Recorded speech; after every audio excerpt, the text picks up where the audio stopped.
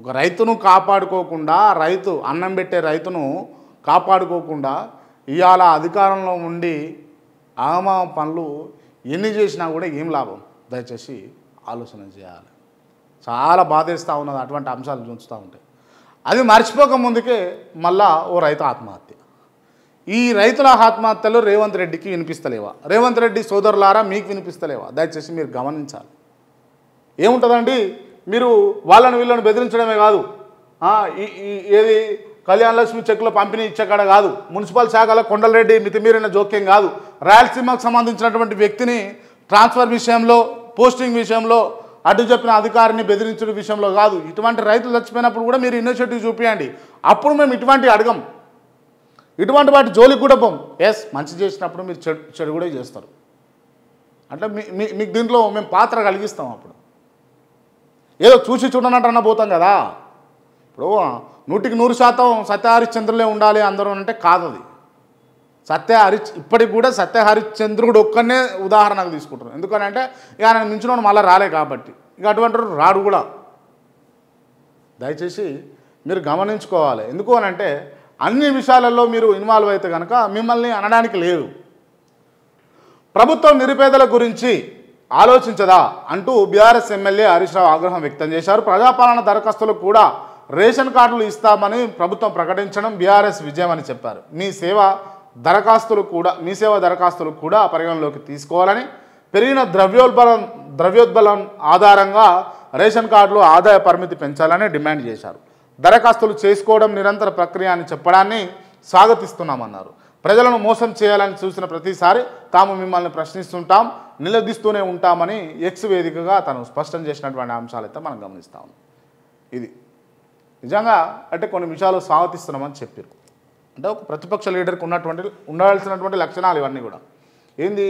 ఈ దరఖాస్తులు అనేది, ఈ రేషన్ కార్డు అప్లై చేసుకునే ప్రక్రియ అనేది కూడా నిరంతర ప్రక్రియ అని చెప్పడం అనేది దాన్ని స్వాగతిస్తున్నామని అన్నాడు.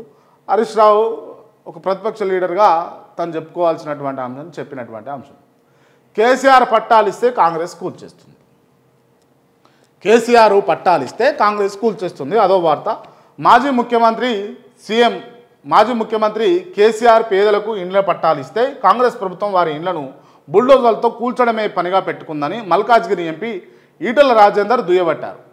జవహర్ నగర్ కార్పొరేషన్ పరిధిలో దళిత, గిరిజన, పేద, బీసీ వర్గాల ప్రజలు 60-80 గజాలలో స్థలాలకు రేగుల ఇండ్లు నిర్మించుకొని జీవనం కొనసాగిస్తున్నారు.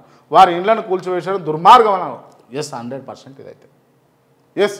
అంటే ఇక్కడ కేసీఆర్ ఇచ్చిండా లేకపోతే అంతకుముందుకే వీళ్ళు కొనుక్కున్నారా, వీళ్ళయా వాళ్ళయా ఎవరైనా కానీ ఈ పేదల ఇండ్లు కొడితే ఏమవుతుందంటే 100 గజాలు కూడా లేవు, 60 గజాలు 80 గజాలు, 60 గజాలు 80 గజాలు అండి. 60 గజాలు 80 గజాలు ఉన్న వాళ్ళను గూలగొట్టడం ఎంతవరకు కరెక్ట్ అండి? వీళ్ళు ఏం దోపిడీలు చేసిర్రు, ఏం దగాపడ్డారు? 1000 ఎకరాలు, 100 ఎకరాలు, 100 గజాలు, 1000 గజాలు ఈ Jubilee hills, Banjara hills, Madhapur, Manikonda ఈ ఏరియాలలో కబ్జా పెట్టిన వాళ్ళ తెరువు పోరు. వాళ్ళ తెరువు పోస్తే వాళ్ళు ఏం చేస్తారో వీళ్ళకి ఎరికే. వీళ్ళు వాళ్ళ తెరువు పోరు, ఇటువంటి పేదల తెరువులు పోతారు. వాసవి గ్రూప్ ఆఫ్ అదేదో ఉంది కదా కన్స్ట్రక్షన్, వాళ్ళ తెరువు పోరండి. పెద్ద పెద్ద బడా కంపెనీలు వాళ్ళు ఈ జాగా ఉండేదేమో ఎకరమే, వాళ్ళు ఆక్రమించేదంతా 10-20 ఎకరాలు ఆక్రమిస్తారు. వాళ్ళ తెరువులు బోరు వాళ్ళకి, ఎందుకంటే కమిషన్లు వస్తాయి, మామూలు వస్తాయి. కానీ ఈ పేదల ఇళ్ళ దగ్గరికి పోయి వీళ్ళని ఇట్లా చెరబట్టే ప్రయత్నాలు చేస్తూ ఉంటారు. దయచేసి ఇటువంటి మీ దృష్టికి రావడం లేదా ముఖ్యమంత్రి గారు? ఇటువంటి మీ దృష్టికి రావడం లేదా కొండలరెడ్డి గారు? ఇటువంటి మీ దృష్టికి రావట్లేదా తిరుపతి రెడ్డి గారు? దయచేసి మీరు దీనిపైన దృష్టి పెట్టండి. 450 కోట్లతో ఐటీ పార్కు. సీఎం రేవంత్ నేతృత్వంలో తెలంగాణ రైజింగ్ ప్రతినిధి బృందం ప్రస్తుతం సింగపూర్లో పర్యటిస్తున్న సంగతి తెలిసినటువంటి అంశమే. ఈ క్రమంలో తాజాగా క్యాపిటల్ ల్యాండ్ ప్రతినిధులతో ఈ బృందం సమావేశమైంది. హైదరాబాద్లో 450 కోట్ల పెట్టుబడి పెట్టేందుకు ఆ సంస్థ ముందుకొచ్చింది. నగరంలో 1,00,000 చదరపు అడుగుల మేర భారీ ఐటీ పార్కును నిర్మించడానికి సీఎం బృందం అవగాహన ఒప్పందం చేసుకుంది. ఎంఓయూ కూడా కుదుర్చుంది. ఎస్, దీంట్లో రేవంత్ రెడ్డిని మేము అప్రిషియేట్ చేస్తాం.